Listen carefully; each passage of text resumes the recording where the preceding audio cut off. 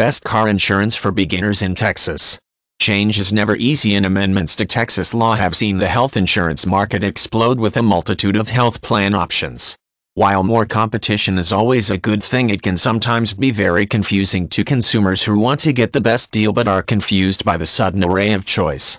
There is also the added confusion that not all health plans have to contain all benefits, meaning you've suddenly got a whole lot of policies that may or may not contain the things you need.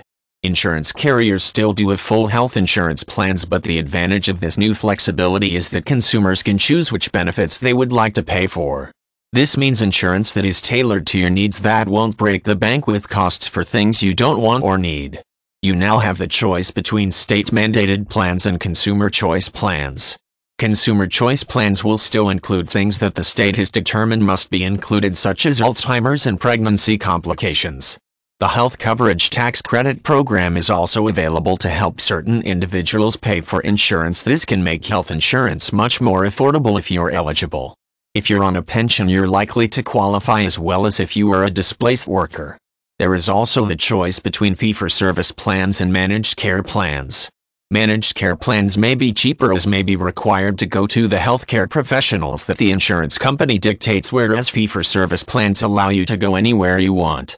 Another excellent way to save money on your insurance is to see if you can get it as part of a group. Perhaps your employer offers insurance, or your union. Other associations that offer the chance to get in on a group plan are churches and professional associations. Be smart, look around and explore your options. That's the best way to save on health insurance and get a good deal.